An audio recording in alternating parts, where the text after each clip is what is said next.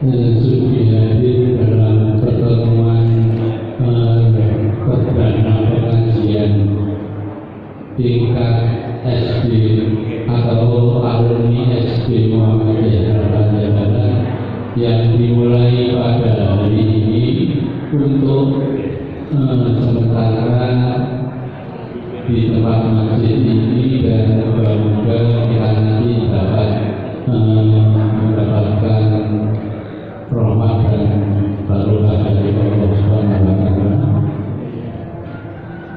Terima kasih pula kami ucapkan kepada Bapak Muhsin yang telah memberi ide memberi manfaat untuk pengajian rekan-rekan ini di tempat ini. Semoga nanti bisa berjalan dengan lancar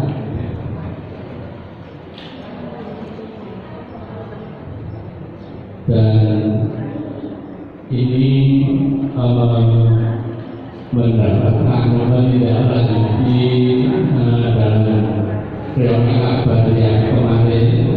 Ada beberapa teman yang ingin pertemuan ini berlanjut, sehingga sebagian rekan-rekan mendapat sesuatu atau ide atau bahasan untuk mengumpulkan dengan jalan pengajian ini setiap bulan atau akad keempat setiap bulan. Nanti kita minta masukan dari rekan-rekan semua bagaimana nanti tindak lanjutnya untuk bulan yang akan datang. Saya kira saya cukupkan sekian. Wassalamualaikum warahmatullahi wabarakatuh.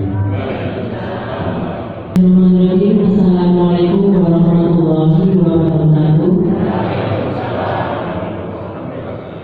Yang terhormat Ketua Alumni SD Muhammadiyah Harapan Jabatan Bapak Haryadi, yang kami hormati Bapak Ibu pengurus alumni SD Muhammadiyah Harapan Jabatan, yang kami hormati Ustaz Nabi Mujadid selaku pembicara pada pada sore hari ini, dan juga yang kami hormati Bapak Ibu tahunan dan alumni SD Muhammadiyah Harapan Jabatan yang hadir pada sore hari ini.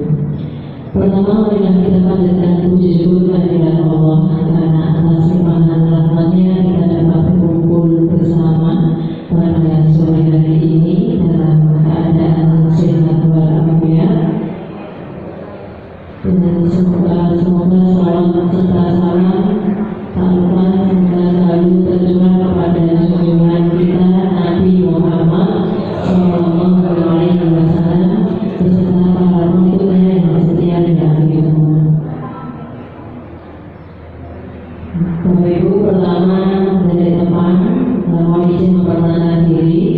Saya Marina Rizky Rizayani atau biasa dipanggil Bu Marina, yang kemarin pada 1 Juli 2024 menggantikan atau sudah dilantik diamanai sebagai Kepala SD Muhammadiyah Harapan Jabatan, menggantikan dan melanjutkan perjuangan dari Bapak Khalid Tejo Pramono SPD MPD yang telah pensiun atau penantian 30 Juni 2024. Saya selaku yang berada di sini juga mohon bimbingan dan arahan dari Bapak Ibu alumni. Semoga nanti ke depannya SD Muhammadiyah Harapan Jabatan semakin maju dan semakin baik. Kami dari sekolah memang betul hadir pada hari ini guru kami, Bu Irma dan Bu Meta selaku alumni juga. Harapannya mungkin pada pertemuan selanjutnya dapat hadir lebih banyak lagi untuk Bapak Ibu guru dan karyawan kami. Kami turut senang dan gembira mendapatkan undangan pengajian pada sore hari ini.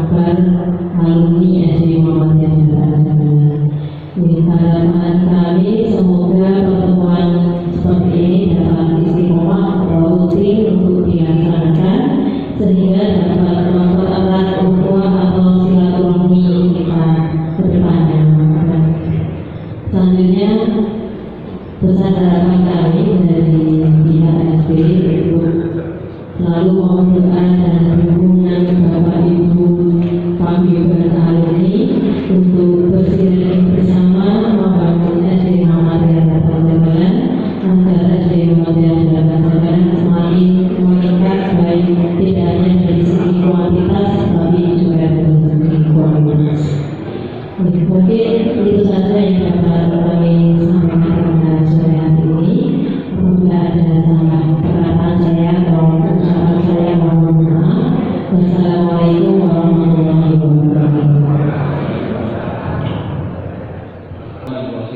Assalamualaikum warahmatullahi wabarakatuh.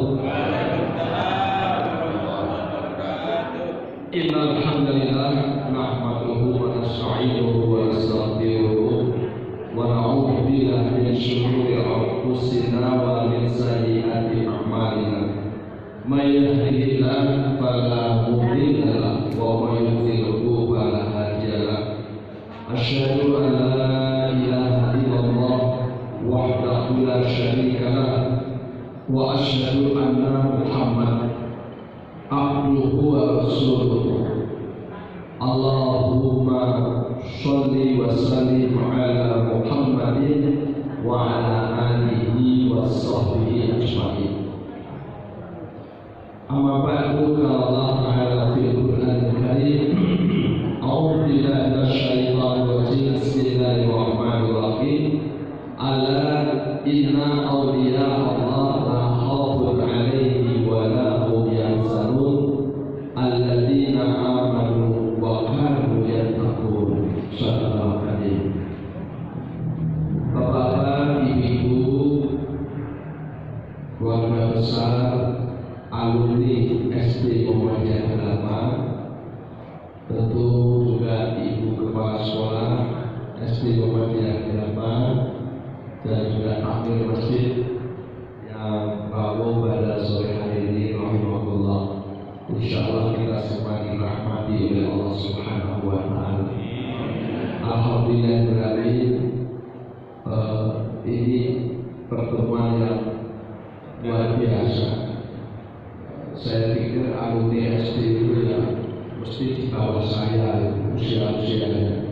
Ternyata malah kebalik. Ya, rata-rata masih anak saya. Kita bersyukur setelah sekian tahun belajar di SD Muhammadiyah Dharma ini diberi oleh Allah keistiqomahan dalam iman dan Islam. Artinya memang pendidikan yang kita peroleh ini membekas dan dalam di sanubari kita. Mudah-mudahan bisa istiqomah ya, sehingga sampai akhir hayat kita tetap Islam, insya Allah. Karena memang saya jadi ingat ada seorang anak muda itu bilang, kalau saya hidup saya nanti nggak sukses, nggak kaya, kira-kira orang tua saya kecewa nggak ya?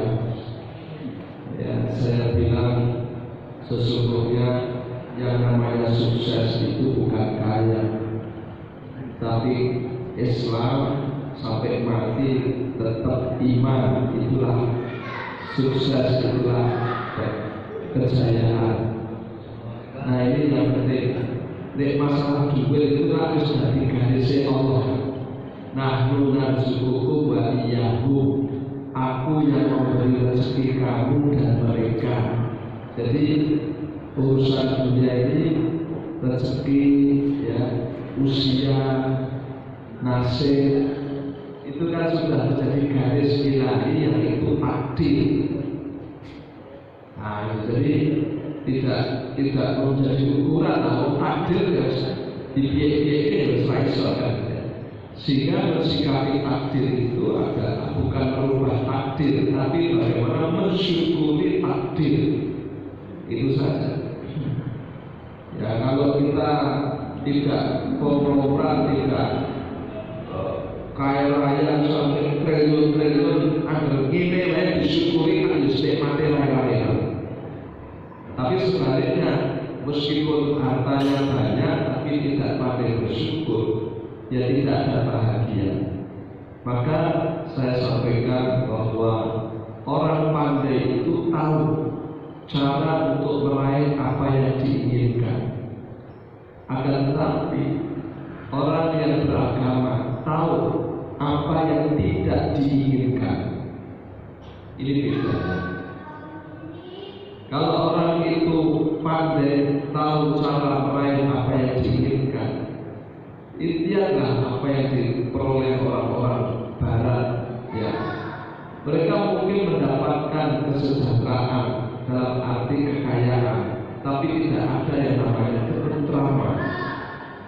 Padahal kebahagiaan itu adalah dalam ketentraman, bukan kepemilikan.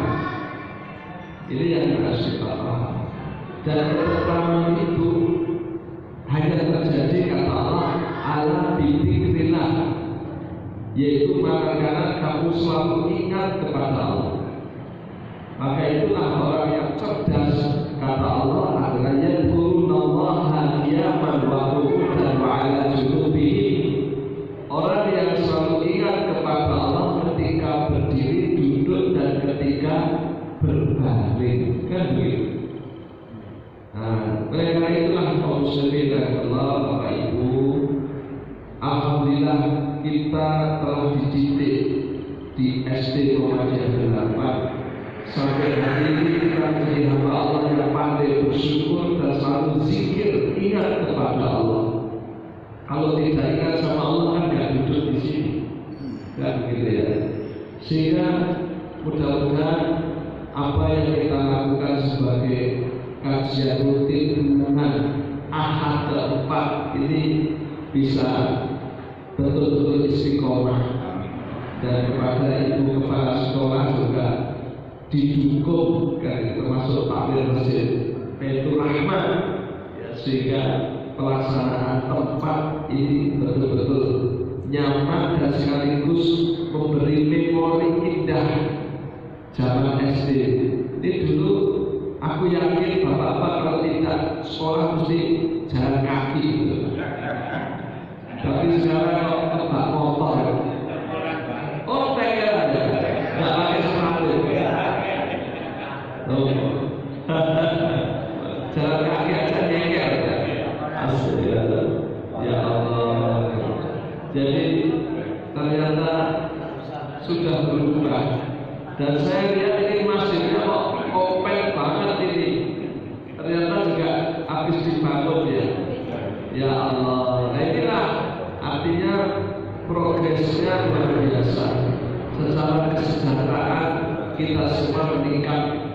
Secara iman takwa insya Allah juga meningkat.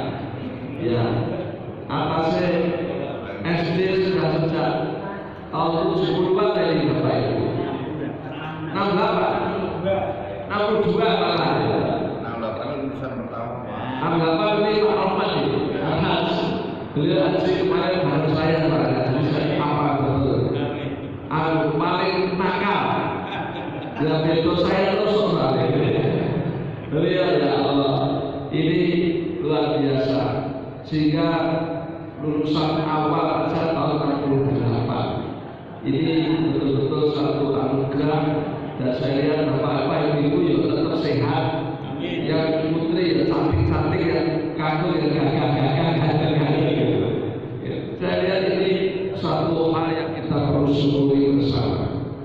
Nah ini bapak, saya ingin sampaikan ini bulan Muharram ya. Bulan Muharram itu identik dengan kalender Hijriah, kan gitu ya.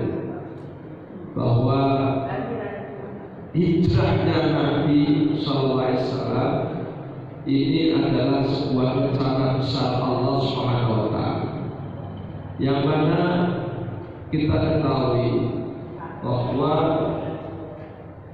ajaran tauhid la ilaha illallah yang diajarkan Rasulullah ini lebih merupakan penerus daripada ajaran bapak tauhid, yaitu Nabiullah Ibrahim alaihissalam, di mana Nabi SAW tinggalnya, hidupnya itu ada di Makkah, yang jaraknya hanya beberapa meter dari Ka'bah.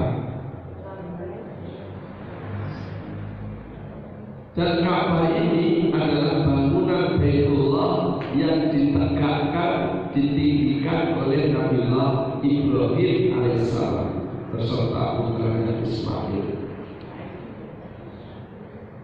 Nabi Ibrahim disebut bapak tauhid karena komitmen tauhidnya yang luar biasa. Beliau pernah menghancurkan, ya, tapi tidak seperti Israel menghancurkan bangunan. Tapi kalau Nabi Ibrahim itu menghancurkan berhala. Setelah beliau menghancurkan berhala di negeri Babilonia, kalau sekarang Irak, kemudian beliau diusir dari kampungnya dan berjalan sampai di lembah Makkah, diceritakan sekarang namanya Makkah. Insya Allah ibu bapak nanti semuanya bisa hadir untuk umroh dan haji di Makkah Mukarramah. Sampai akhirnya kita lihat anak turun Ibrahim yaitu Rasulullah Muhammad SAW dari istri keduanya yaitu Ibu Hajar, itu diutus Allah untuk menjadi khatamul anbiya. Apa yang didapati Nabi Muhammad SAW, ya, beliau waktu tinggal di situ juga tahu-tahu sudah ada Ka'bah. Mungkin Rasulullah juga tidak tahu kalau bukan Ka'bah ini kan gitu ya. Tahu-tahu sudah ada Ka'bah dan tahu-tahu tinggal di situ gitu saja. Tapi setelah beliau mendapatkan wahyu Allah di usia 40 tahun sebagai Nabi dan Rasul, maka adalah pengetahuan pada diri Nabi Muhammad SAW. Ternyata Ka'bah itu yang membangun adalah nenek moyangnya yang bernama Ibrahim. Dan Ibrahim ini membangun untuk mentauhidkan Allah, mengisahkan Allah, menyembah Allah. Tapi apa yang terjadi? Di saat beliau hidup dan tinggal di sana, Ka'bah bukan lagi Baitullah, tapi Ka'bah menjadi Baitul Syaitan. Kenapa? Karena di dalam Ka'bah ada 360 berhala. Justru itu adalah berhala-berhala yang dihancurkan oleh Ibrahim, yang dibenci oleh Ibrahim. Tapi sekarang bersemayam di dalam Baitullah yang dibangun oleh Ibrahim. Jadi inilah ibu-ibu bapak, bagaimana perjalanan waktu zaman setelah 2000 tahun Nabi Ibrahim sedo, di saat Nabi Muhammad SAW itu hidup, ajaran ini telah berbalik dari tauhid menjadi syirik, dari Baitullah menjadi Baitul Syaitan. Yang tadinya dihancurkan itu berhala, sekarang malah dipuja-puja. Inilah hebatnya iblis. Hebatnya iblis. Maka tugas Nabi Muhammad SAW adalah mengembalikan bagaimana Baitul Syaitan ini kembali menjadi Baitullah, bagaimana syirik ini kembali menjadi tauhid seperti yang diajarkan oleh Nabiullah Ibrahim alaihissalam. Dan ini tidak mudah, tidak mudah. Ya, yang tadinya tauhid bicara dari syirik ini perlahan-lahan dan sekarang menjadi sebuah keyakinan. Sehingga ketika Nabi SAW menyampaikan Islam, menyampaikan agama tauhid untuk menyembah Allah, mengesahkan Allah, ini pertentangannya luar biasa. Maka saya sampaikan, orang itu kalau sudah tersesat, ya, pikirannya, apalagi keyakinannya, ini lebih sulit untuk dipahamkan karena mereka merasa sudah benar, bahkan paling benar, dan masih tetap di dalam kebenaran itu. Kalau orang bodoh kan enak itu, tahu kalau dia tidak tahu sehingga dia belajar untuk mencari tahu. Tapi kalau orang sesat tidak tahu kalau dia itu tidak tahu gitu.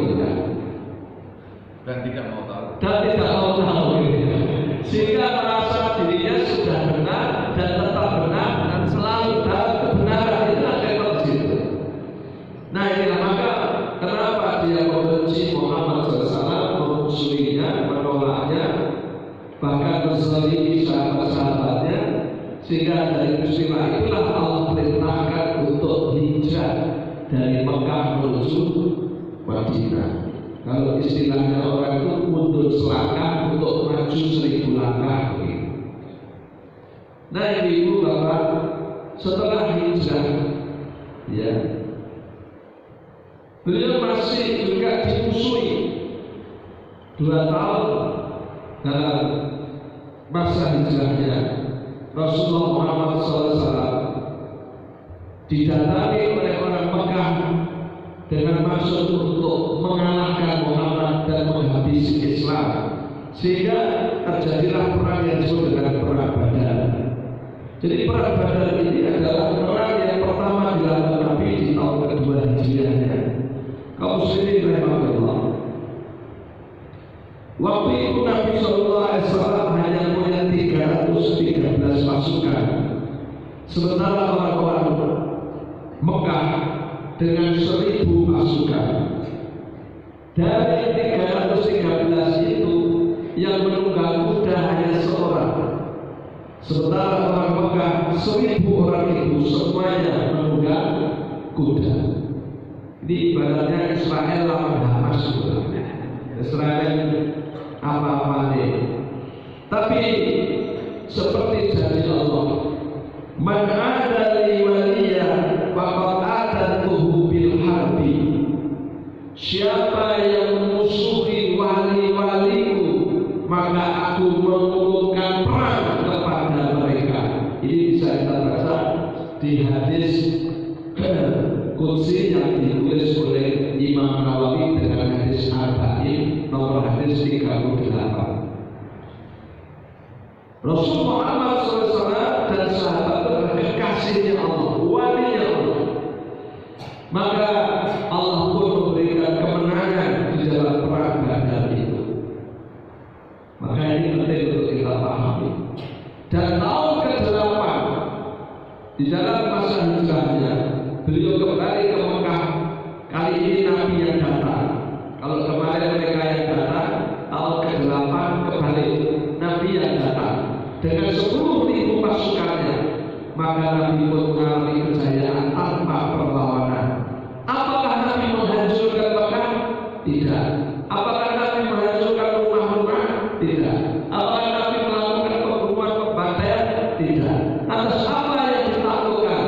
Hanya satu, yaitu menghancurkan berhala yang ada di dalam Ka'bah. Karena Islam adalah menegakkan tauhid. Dikembalikanlah Ka'bah menjadi Baitullah, dan kemudian setelah berhala di dalamnya yang 360 berhala itu keluar semuanya, dihancurkan dengan sehancur-hancurnya bila pun memandangkan azab di atas Ka'bah. Dan sejak itulah orang syirik tidak boleh lagi tinggal di Ka'bah. Innamal musyrikuna najasun, karena orang musyrik itu adalah najis. Bukan hanya Ka'bah diisi berhala, orang syirik itu pun melakukan tawaf seperti yang diajarkan Nabi Ibrahim, tapi yang ditawafi bukan Allah, berhala. Dan hebatnya lagi, dia tawafnya pun dengan telanjang bulan. Coba, dan diutul-utul, ya. Siapa yang mengajari tawaf dengan telanjang kalau bukan setan? Karena setan paling senang kalau dia orang telanjang. Seperti kita lihat peristiwa Nabi Adam dan Ibu Hawa, di mana mereka ditelanjangi oleh iblis sehingga dengan melanggar larangan Allah, hilanglah pakaiannya, malulah Adam dan Hawa, ditutuplah kemaluannya dengan daun-daun surga. Ini adalah iblis. Jadi ibu bapak, kalau kita belajar dari peristiwa hijrahnya Nabi untuk bisa kembali menegakkan nilai tauhid, betapa musuh utama manusia adalah iblis. Dan Allah katakan, "Qul bisidika wa la tattabi'u khutuwatis syaitan, innahu lakum aduwwun mubin." Jadilah kamu orang Islam yang kafah menyeluruh. Jangan kau ikuti langkah-langkahnya syaitan. Ingat, dia itu adalah musuhmu yang nyata. Apakah mungkin Pak apa yang dilakukan setan kepada Baitullah terjadi pada kita? Rumah Allah menjadi rumah setan, orang ibadah berpakaian menjadi telanjang. Apakah itu bisa terjadi pada kehidupan kita zaman now 2024 ini? Mungkin. Contohnya apa? Nah ini, ya ini bulan Muharram. Bulan Muharram itu salah satu dari Arba'atul Hurum, 4 bulan suci yang disebut Allah di dalam surah At-Taubah 36. A'udzubillahi minasyaitonir rajim. Inna iddatasyuhur indallahi 12 syahra fi kitabillah yauma khalaqas samawati wal arda minha arba'atun hurum. Dzalika dinul qayyim fala tadhilu fihinna anfusakum. Dan sampai akhir ayat. Sesungguhnya jumlah bilangan bulan di sisi Allah ada 12. Dari 12 bulan itu ya ini ketetapan Allah ketika menciptakan langit dan bumi. Dari 12 bulan itu ada 4 bulan suci. Inilah agama yang lurus. Jangan kau berbuat zalim di 4 bulan suci itu. Yang dimaksud berbuat zalim itu apa? Syirik. 4 bulan suci itu bulan apa saja? Di dalam surah Al-Taubah 36 tidak dijelaskan, tapi Nabi SAW menjelaskan di waktu haji wada. 4 bulan suci itu adalah 1 Zulqa'dah, 2 Zulhijjah, 3 Muharram, dan yang keempat adalah bulan Rajab. Yang menarik dari 4 bulan suci ini, Zulqa'dah, Zulhijjah, Muharram, dan Rajab, yang paling disucikan adalah bulan Muharram, sehingga Muharram itu artinya suci. Dan bulan Muharram disebut sebagai Syahrullah, bulannya Allah. Tapi hari ini hebatnya iblis, Syahrullah berubah menjadi Syahrul Syaitan. Sama dengan Baitullah berubah menjadi Baitul Syaitan. Buktinya apa? Orang yang mantu sasi surau. Betul nggak? Kenapa kok mantunya nyenteli bulan sesuk covid sebenarnya? Sapa? Kalau tidak setan nyiroro itu, betul nggak? Inilah hebatnya setan. Ada tertipu, dia lebih mendengar setan daripada Allah. Yang Allah bilang jangan, setan bilang ambil, dia pilih ambil. Hari ini kita persis Nabi Adam dan Hawa, lebih mendengar setan daripada mendengar Allah. Yang Allah bilang ini bulan suci, bulannya Allah, tapi dibilang ini bulannya setan, bulannya Nyiro Kidul, kita lebih percaya di bulannya Nyiro Kidul. Persis. Kita hampir sama dengan Abu Jahal, Abu Lahab. Yang ini Baitullah, tidak, ini Baitul Setan. Betul. Kita lebih percaya ini adalah bulannya setan.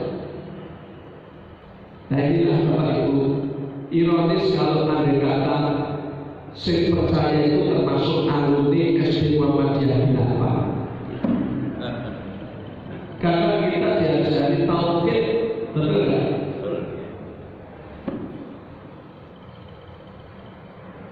Iya. Dan yang merusak akidahnya bukan hanya orang Quraisy. Ketika Nabi datang di Madinah, disitulah Nabi ketemu orang ahli kitab Yahudi. Karena di Mekah tidak ada orang Yahudi.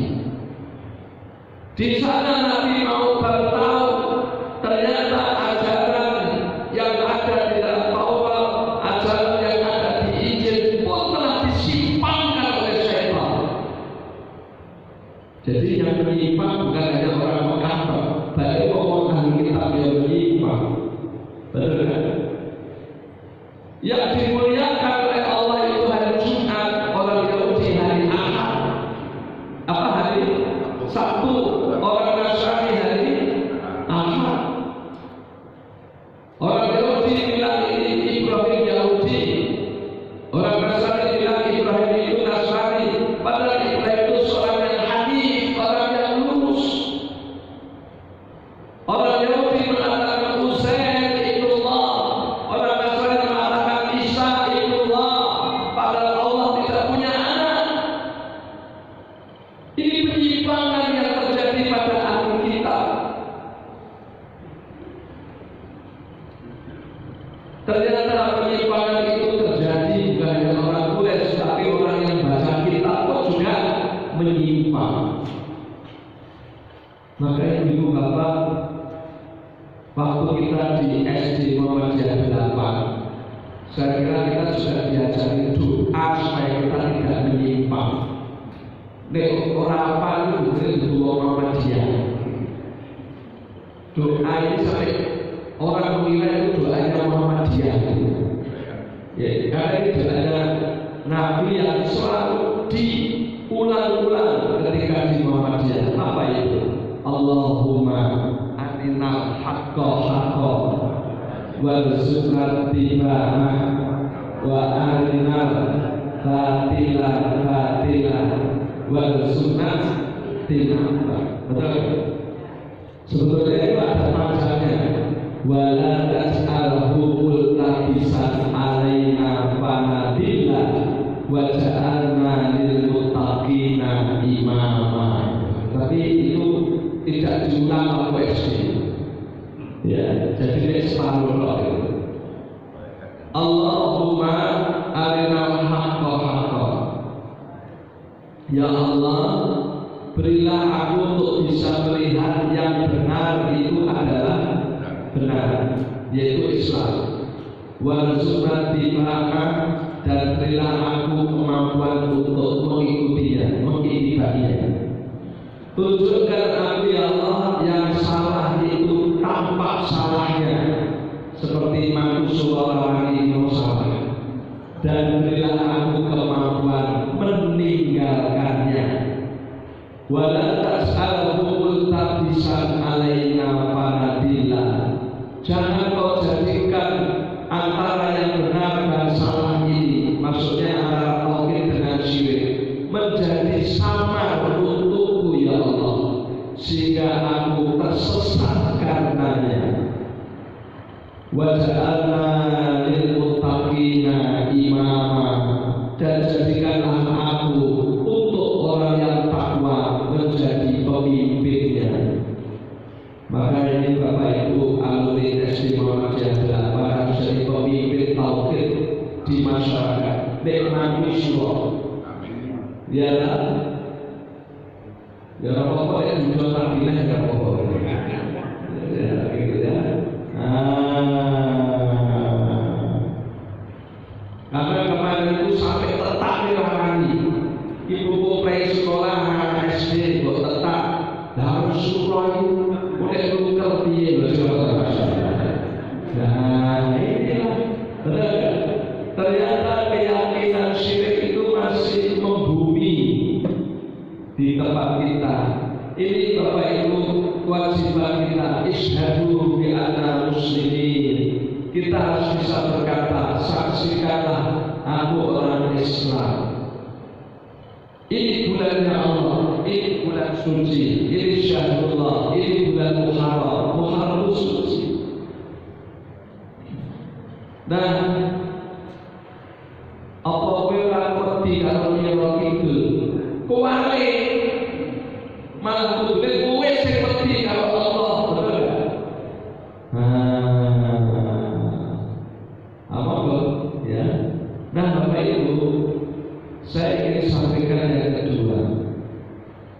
Kalau kita ini mau Islam seperti Nabi Ibrahim, Islam seperti Nabi Muhammad SAW, kita akan diberi oleh Allah kejayaan, kesuksesan. Ini kita berdoa akan kita. Karena di Projo ya, karena di Bapak Ibu, ikhtiar itu dua, ikhtiar rokok dan jiwa kan gitu ya, betul nggak?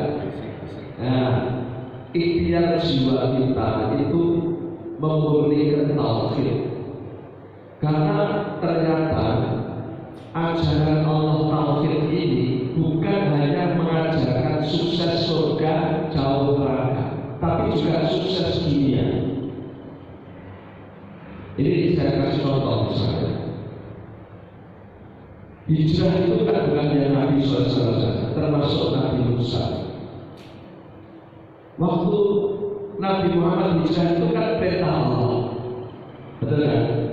Innamal a'malu binniyat wa innamal likulli imri'in ma nawa. Faman hajara ila Allah wa rasulihi fa hajara ala Allah wa rasulihi, kan gitu. Jadi hijrah itu harus karena Allah dan Rasul, karena memang itu peristiwa hijrah adalah peristiwa perintah Allah. Nah, Nabi juga mengatakan, tadinya aku mengira hijrah itu di tempat yang banyak kurmanya, yang aku lihat dalam mimpi itu ya mama. Ternyata ya straight. Artinya apa? Nabi mendapatkan hijrah itu dari Allah lewat mimpinya, dan Nabi mengira ya mama itu riak tadi. Ternyata yang dimaksud Allah adalah Yasrib. Yasrib itu Madinah tadi. Artinya waktu Nabi diperintah hijrah itu, Nabi sendiri belum tahu lokasinya. Hanya Nabi melihat dalam mimpi itu bahwa tempat itu banyak pohon kurmanya. Hanya itu saja. Jadi ini betul-betul Allah yang perintah.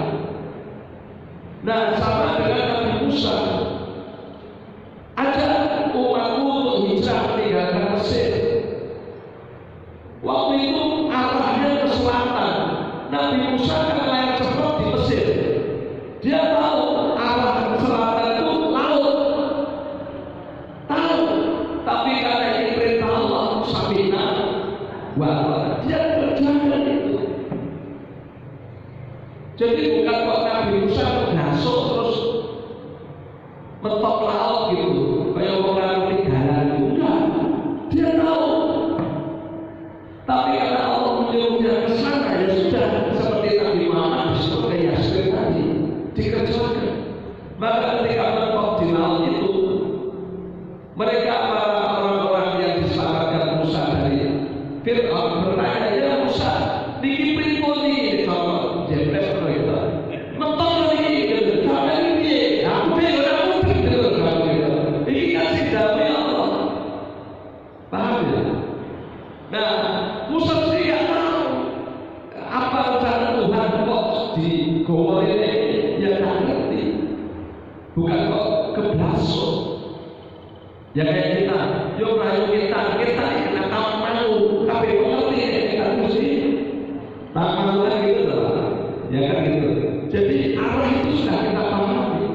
Nah, ternyata Allah perintahkan pukulkan tongkat itu di laut. Ini yang tidak diketahui oleh Musa. Terbelahnya laut itu hal yang tidak diduga. Nyebrang ke sana, yuk saya nyebrang. Kan gitu, orang kaget tengok tikut ini mengkilik dan ya sudah sampai nawaton. Ketika sudah nyebrang, Fir'aun melihat kejar dengan 10.000 pasukannya. Begitu Musa sudah selesai, pukulkan kembali. Begitu ambles itu Fir'aun sabun tentaranya. Dari situlah Musa tahu ternyata Allah punya dua rencana. Satu, menyelamatkannya. Dua, menghancurkan dan mengalahkan Fir'aun dengan bala tentaranya. Ini kan rahasia Ilahi. Betul kan? Sama dengan Nabi Ibrahim, suruh hijrah dari negeri Syam Kidul, bawa istri dan anak menyus Kidul mulai berbulan-bulan itu satu Syria sekarang, ya Syria, dibawa Kidul sampai ke lembah Makkah, sekarang namanya ganti Makkah. Itu tempat tandus kering, kota, gak ada kehidupan, gak ada tanaman, gak ada orang, gak ada air. Tahu-tahu letakkan istrimu di sini. Yaudah taruh di saja. Ya, ini kan hitungan logika mati tadi. Maka Hajar bertanya, wahai suamiku, lah kok di tempat seperti ini kau letakkan kami? Kepada siapa kau titipkan kami? Ibrahim jawabnya, Allah, karena Allah yang suruh. Ini karepku gitu loh. Apa kata Hajar? Kalau Allah yang memerintahkan aku pun ridho. Coba bayangkan. Jawabannya Ibu Hajar ini persis pada Ibu alumni SD Muhammadiyah. Jadi sudah itu aja gitu. Itu namanya mati sama dengan Musa. Tapi ternyata justru di situ ada Zamzam. Disitulah Hajar dimuliakan. Pusatnya ibadah, pusatnya kiblat manusia sampai akhir zaman. Dan ritual rukun Islam yang puncak haji pun di situ tempatnya. Ini kalau tidak Allah tidak tahu. Sehingga Hajar yang solehah ini dimuliakan. Tempatnya disandingkan dengan Baitullah Ka'bah. Semua yang tawaf pasti memutari Baitullah plus Hijr Ismail. Betapa Hajar dimuliakan. Satu-satunya manusia di dunia yang tempatnya disandingkan dengan Baitullah hanya Hajar. Padahal Hajar ini kalau Jawa mau feodal orang mulia, siji mau wedok. Zaman Nabi itu lahir paten ini betul nggak? Loro kulitane kan coba. Ngatek saiki wong kulit ireng jadinya betul. Nyatanya ada teknologi yang Eropa, Amerika, sejarah peradaban yang tinggi masih suka menghina orang kulit hitam, betul nggak? Tak kira mikirnya teknologi itu tontonan itu yang ketiga Hajar ini Buddha. Betul kan? Buddha. Orang paling hina itu Buddha. Sudah Buddha, hitam, wedok, teteh. Tapi oleh Allah ditinggikan. Karena Allah memuliakan orang bukan karena warna kulitnya, bukan karena jenis kelaminnya, bukan karena status sosialnya, tapi karena iman dan takwanya. Ya. Dan dari rahim Hajar inilah lahir Ismail. Dari rahim Hajar inilah nanti keluar manusia paling mulia di dunia, yaitu Rasulullah Muhammad SAW. Muhammad SAW keturunan Ibrahim, bukan dari istrinya yang cantik jelita bangsawan yaitu Sarah, tapi justru dari istri keduanya yaitu Hajar yang budak dan berkulit hitam. Jadi ibu bapak, Islam menghilangkan cara berpikir feodal yang betul-betul jahiliyah, betul ya? Mulai saya ini kok jadi orang aku ingin mulia keturunan Nabi, ini konsep. Apanya yang kau cari itu? Anaknya Nabi Nucer, wih mati rebut rokok, ya kan? Itu loh Nabi Ibrahim, ini jadi kali nasi imam kalau Ibrahim kamu tak jadikan imamnya manusia. Ya Allah, apakah anakku juga rah? Nek anakku boleh tidak? Paham ya? Sehingga kalau Ismail Ishak itu mulia bukan karena bapaknya bernama Ibrahim, tapi karena mereka memang orang takwa seperti bapaknya. Nabi Muhammad SAW menasihati Fatimah, Fatimah jadilah orang takwa karena kamu nanti menghadap Allah sendiri. Jadi Nabi Muhammad SAW Fatimah saja tidak bisa. Betul kan? Nah inilah. Kok sebenarnya kok kalau Gusti harus betul rokok, kalau disebut keturunan Nabi Muhammad itu pun ketat sirai. Orang itu dimuliakan karena amalnya. Inna akramakum indallahi atqakum. Apalagi jelas kalau kita baca surah Al-Ahzab 40, maka Muhammad itu Muhammad itu bukan bapak laki-laki di antara kalian. Jelas ini. Jadi tidak usah pakai ribut-ribut baca Al-Ahzab 40 saja kita tahu karena memang Nabi Muhammad tidak pernah punya anak laki-laki yang dewasa. Oleh karena itu Bapak, sekarang kita tahu ternyata di balik ketaatan itu kesuksesan. Musa dapat kesuksesan, Hajar dapat kesuksesan, Nabi Muhammad dapat kesuksesan. kita pun dalam kesuksesan. Kalau kita mau jadi kekasihnya Allah, piye carane? Gitu. Allah firmankan surah Yunus 62:3. Ala inna awliya Allah la khaufun alaihim wa la hum yahzanun alladzina amanu wa kanu yattaqun. Ketahuilah kekasihnya Allah, walinya Allah tidaklah takut dan sedih hati. Siapa walinya Allah? Alladzina amanu wa kanu yattaqun, yaitu orang-orang beriman yang selalu bertakwa. Yunus 62:63. Jadi kalau kita ingin jadi walinya Allah, bisa nggak jadi wali? Bisa. Kalau ada yang bilang wali cuma sono, wali sono itu buat. Ya, wali itu banyak. Siapapun yang iman dan selalu bertakwa, itu waliku kata Allah. Itu kekasihku. Maka mereka tidak takut, tidak sedih hati. Insya Allah. Bapak Ibu, maka mari kita menjadi kekasihnya Allah, waliullah, selalu beriman dan bertakwa, tidak menyelisih Allah dan Rasulnya, istiqomah dengan iman dan takwa kita. Insya Allah akan beri kita kesejahteraan, kemakmuran, baik di dunia maupun di akhirat. Hakul yakin, kita tidak kok susah di dunia, nanti sukses di surga. Istilahnya berakit-rakit dulu, berenang-renang ke tepian. Di dunia sakit-sakit dulu, di akhirat baru senang-senang kemudian. Oh enggak. Walinya Allah itu seperti lagu pramuka.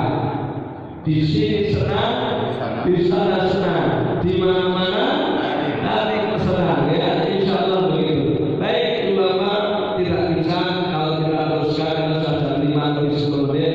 Mudah-mudahan Bapak Ibu sehat walafiat, istiqomah, dan bisa diperjumpakan pada pertemuan yang akan datang. Mari kita berdoa, semoga Allah mengabulkan doa kita. Bismillahirrahmanirrahim. Alhamdulillahirabbil alamin. Hamdan yuwafi ni'mah wa yukafi mazidah. Allahumma shalli wa sallim ala Muhammadin wa ala alihi wa sahbihi ajma'in. Allahumma arinal haqqa haqqan warzuqna ittiba'ah wa arinal batila batilan warzuqna istinabah wa la tas'alhu multabisan alaina wa nabilla wa ja'alna lil muttaqina imama. Allahumma inna nas'aluka al-huda wal tuqa wal afafa wal ghina. Allahumma inna nas'aluka al-huda wal tuqa wal afafa wal ghina. Allahumma inna nas'aluka al-huda wal tuqa wal afafa wal ghina. Rabbana atina fid dunya hasanah wa fil akhirati hasanah wa qina adzabannar. Subhana rabbika rabbil izzati amma yasifun. Wassalamun ala mursalin walhamdulillahi rabbil alamin. Ayolah wabillahi taufiq wal hidayah. Assalamualaikum warahmatullahi wabarakatuh.